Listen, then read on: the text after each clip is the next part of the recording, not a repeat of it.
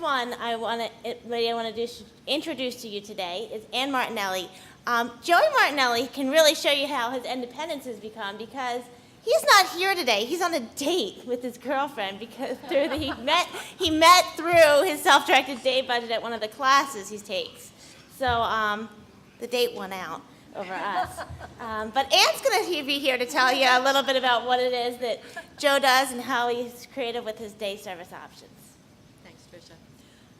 I'm really happy to be here and share with everyone some of the things that Joe is doing. Joe will be starting the 7th year of his self-directed budget next month, actually. He graduated in 2005. But in 2003, like many of the other families here, we started looking at some of the day programs that were available, and we're not happy with anything that we saw. We did eventually find something.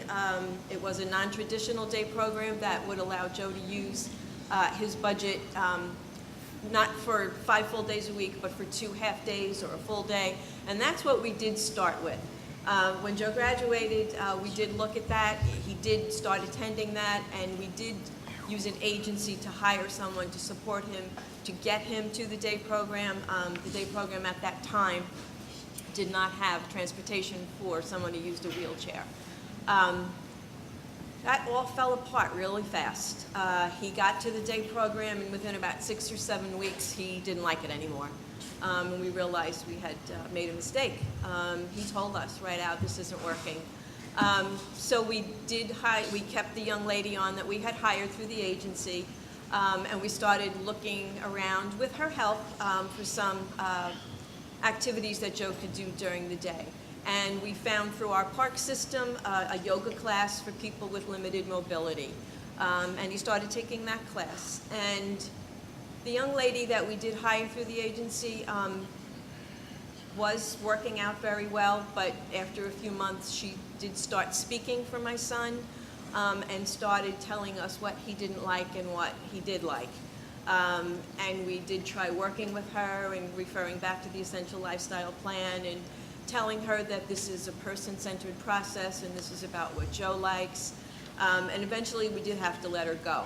So within 7 months of starting, after having everything in place, after doing all the planning, after 7 months, we were starting all over again. And it was very discouraging, but we did realize if we did put it together once, we could put it together again. So there was some time where Joe was home. I would say probably about 4 to 6 weeks, he was home with me while we were trying to figure this all out.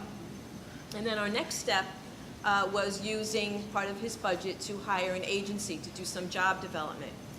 And they found, my husband at the time was working in Manhattan in an office at a bank, and Joe had always enjoyed going into the office with Dad, so he expressed an interest in working in an office. So this agency was able to develop a volunteer position for him in an office where he's working in a resource room. He's doing some shredding and some labeling. He does use an environmental control unit hooked up to the shredder to do shredding. And he's actually still there. He started there in 2006. He does still go there once a week. And the young lady, we also used the same agency that did the job development. They had staff that you could hire. We did hire someone from them. That agency within a year stopped providing one-on-one support staff. So she was let go from that agency. We hired her as a self-hire, and from her is how we have found our other self-hires. We have 5 part-time self-hired staff for Joe right now. And what has really worked for us is that none of these people had ever worked with someone with a developmental disability before. We trained them on what needed to be done as far as doing wheelchair tie-downs, as far as helping Joe get dressed, as far as helping get his jacket on and off. When Joe needs assistance, when he's out to eat, you know, cutting the food in the right size pieces, we did all that. And the biggest hurdle for me as a parent was letting go and letting his support staff give me their ideas, let them be creative. I realized that it wasn't all about me. It wasn't what I wanted for Joe. It wasn't having everyone do exactly everything the exact same way that I did it. That didn't work. Listening to the support staff, listening to their creative ideas, because they saw my son in a completely different way than I have always seen him. I've always supported Joe in everything that he wanted to do, in getting out and going to the places that he wanted to, but I always saw limitations because he uses a wheelchair. I always thought things have to be a certain way for us to get to where we're going to go. And the support staff has taught me that he has no limitations. If Joe wants to go somewhere, they're going to figure out a way how to get him there and how to do what they want to do. It's non-traditional thinking. It has taught us so much. Person-centered thinking, taking a person-centered class. I think someone down at the other table mentioned taking person-centered thinking classes and essential lifestyle planning classes. That helped me tremendously. I will still refer back to the notes that I took from the person-centered thinking class that I took in 2006. When I find myself sometimes getting a little panicked about something that Joe wants to do, I will go back to those notes and look, and it will help pull me back into helping him achieve the things that he wants to do. I want to tell you a little bit about some of the things that he has done, that he does do during the week. He still does have that volunteer position at that office. He does go there 1 day a week. He's there for about 4 hours, and he has made friends in this office. The relationships that he has developed, the natural supports that he has developed at this agency are phenomenal. He's friends on Facebook with his boss. She goes out to dinner with him usually once a month. She'll text him, she'll call him up just to check in. If he doesn't make it there 1 week because he's figured out something else to do on that day, she'll text him and check in and see what's going on. But I want to tell you a little bit about some of the things that he does. And we are very flexible. Like I said, we have 5 support staff for Joe, and the support staff is very flexible. We have one fellow who only works with Joe 4 hours a week, but he could do either Monday or Tuesday. And then we have another fellow who works later on a Monday. So if the first fellow works on the Tuesday, the other fellow moves his hours up. So we're flexible that way. On Mondays, Mondays or Tuesdays, Joe volunteers at an assisted living facility. He plays bingo and Pekino with the people that live at the assisted living facility. And that was created by one of the support staff. They were driving past one day and saw it, and they said it looked like the architecture looked beautiful. They just stopped, parked, went in, and said, "We're here as a team. Can we help? What do you need help with?" And they pulled in the recreation director. She said, "We could always use help with bingo and Pekino." And that's where he's been there since 2006. He hangs out with these people. When he sees them out and about in the community, you know, they're all yelling, "Hey Joe, what are you doing out here today?" They're so happy to see him. He did develop a very special relationship with a gentleman who was in his 80s. And Joe likes to go to the racetrack in Monmouth. We live in Monmouth County, likes to go to Monmouth Park. And in talking about this, this gentleman, he found out that this gentleman was a trainer of thoroughbred horses in his younger years. So they had a connection there. They were able to talk about horses. And as this gentleman became more ill, he was unable to come down and play Pekino and bingo with the group.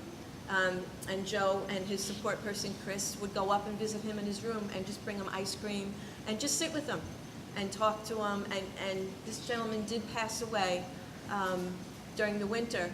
And Joe was able to communicate with this man's family. You know, we were able to send him a sympathy card.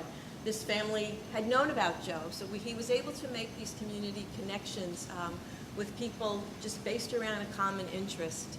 And he still is there. He's still there on Mondays or Tuesdays. On Monday evenings, late afternoon Monday evenings, Joe will go out with Ben, and they'll either walk on the boardwalk or they'll do an indoor track, just some physical things. On Tuesdays, it depends on the season. During the fall and spring, Joe takes classes at Brookdale Community College. They offer adults with developmental disabilities. But on Tuesdays during the summertime, like right now, he is using his Optimum Rewards card to get into Clearview Cinemas for free. He and his support staff go to movies every Tuesday for free.